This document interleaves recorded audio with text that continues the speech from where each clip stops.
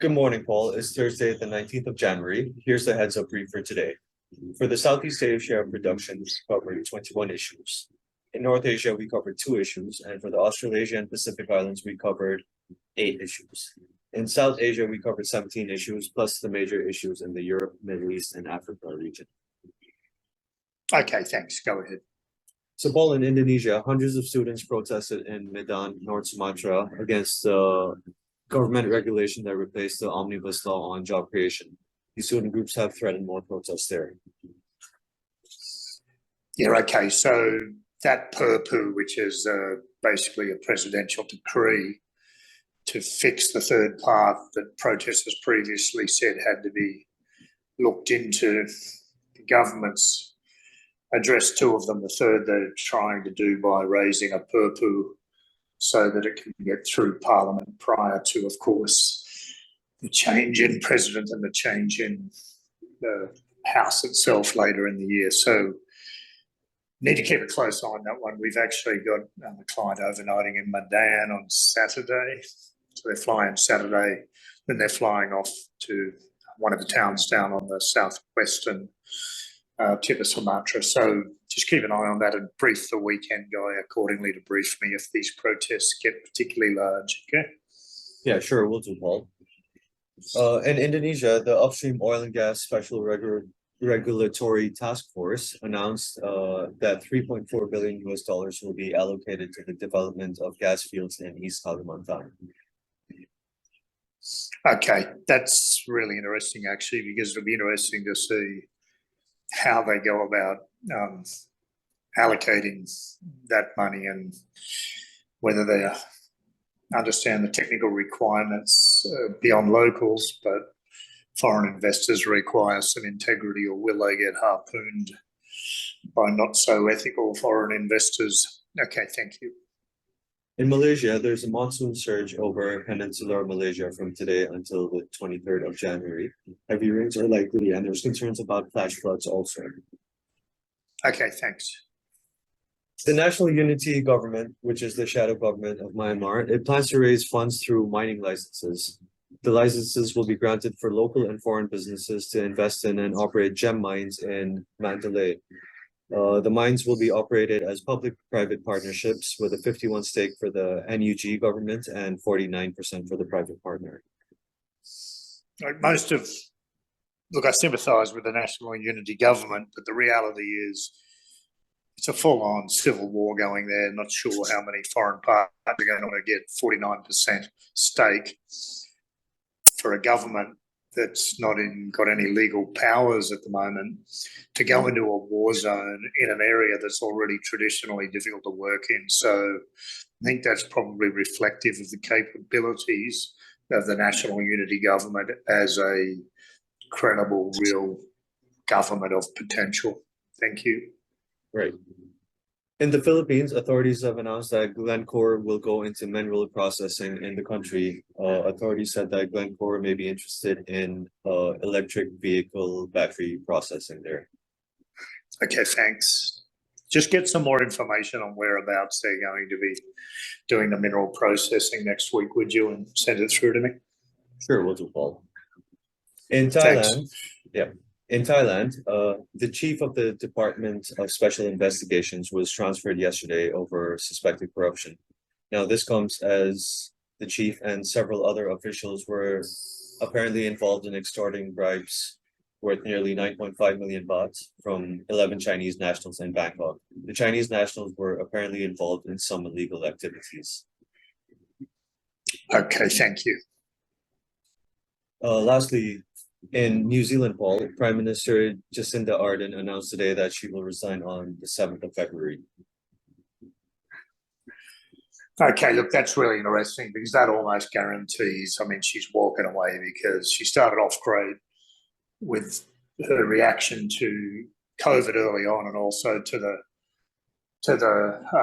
right-wing attack on a mosque.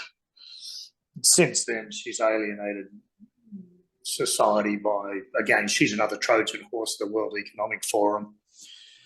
And so she's running all the agendas of the Global Economic Forum and World Health Organization, all the various entities that go along with that. It's an extension of American political will, but given international names. And of course, she mandated cutting off, a lot of people from the economy during COVID and destroyed a lot of livelihood. Was spending, hundreds of millions of dollars on pedestrian bridges. She's very much a popularist. It's almost certainly going to have a change of government in New Zealand come the elections. Have they announced the election date yet or not? Paul, the parliamentary elections are scheduled for October this year. And it seems like her party will announce someone in the interim when she resigns. Okay, interesting. I hear a lot of old political figures in New Zealand.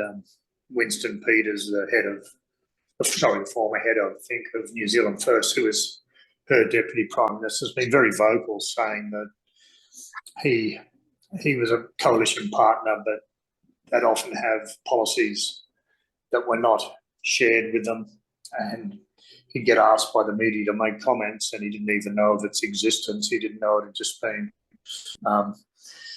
put to the media. So, I mean, Jacinda Ardern's a wonderful public relations figure. She's clearly a very intelligent woman. Not sure whether she's politically naive or just so lost in her grounding by the World Economic Forum and the various other institutions that sponsored her. Whether New Zealand's going to have a change of government for the better will be seen, because the other side of politics has been changed up for very much the same reasons. It wasn't really managing for the good of New Zealand. It was managing for the good of elite few in Wellington. So let's see how it unfolds. But thanks for raising that to our attention. Right, Paul. Thanks for those interesting inputs. Moving over to South Asia. In Pakistan, authorities issued an alert over potential terror attacks in Islamabad and Rawalpindi. Okay, thanks. Also in Pakistan, Imran Khan's party dissolved the Khyber Pakhtunkhwa Assembly yesterday. We're waiting to see how the federal government responds, whether they will call for early elections or they'll hold off till later this year. All right, thank you. In India, 2 people from Myanmar and 3 other people were arrested along the Manipur border, which is along the Myanmar border. Indian personnel conducted a raid on the Myanmar side of the border after getting permission from their counterparts. The suspects they arrested are linked to insurgent outfits in the area. Do we know whether those outfits are traversing both sides of the border, or are they Indian, or are they Myanmarese insurgents? I'll look into it, Paul, but it seems to be they're traversing the both sides because they're an ethnic group that's split across the border. But really fighting against India in this case? Yes. Okay, thank you. Moving on to the Europe, Middle East, and Africa region. In France, security agencies expect around 750,000 people to protest against the pension reform bill across the country today. Okay, thanks. Russian President Vladimir Putin yesterday announced a draft bill to terminate Russia's agreements with the Council of Europe. These include the Convention on the Protection of Human Rights and Fundamental Freedoms, the European Convention on the Suppression of Terrorism, and other such charters. Yeah, look, and this is something that the West is being a little bit inept in. They believe if you throw weapons out, eventually Russia's going to disintegrate. Well, they may get more than they bargained for. If Russia does get weakened, having a whole heap of different entities, Chechnya. Imagine a scenario with Chechnya, who's got a very large military in its own right, goes in, takes over Moscow Parliament, and then says it will now advocate what happens, because I don't think, other than America thinking about what it wants, I don't think Europe and many of the other players on the Ukraine conflict have really considered that if NATO pushes and pushes for expansion to the point where Russia does invade, I don't really think they've workshopped this beyond the second and third steps. So, yeah, worrying. Okay, thanks. Back to you. Right, Paul.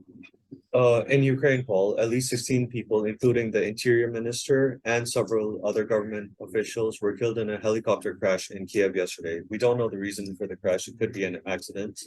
Ukraine has not claimed Russia, but it is suspicious. Yeah, look, it does appear to be just mechanical or pilot error. They're flying at low altitude. They do that because it keeps them underneath radar and less likely of getting taken out by a missile. Flying at low altitude in an area that's very foggy, I don't think this is suspicious. Okay, I don't even think there was tampering with mechanical parts, given it was coming from the Interior Ministry and from a very strong Ukrainian controlled airport. It was heading east to the war zone. It wasn't coming out of an area that isn't under Ukrainian control. So I think this is just most probably pilot error. Thank you. Right, Paul. That makes sense. Lastly, the British government yesterday announced that it has no plans for double-digit pay rises, which is what a lot of unions are asking amidst the widespread strikes. It said that these increases would drive inflation up further, and it's still trying to reach an agreement with various unions. Okay, excellent. Thanks a lot. Great brief. Thanks, Paul. See you tomorrow. Cheers.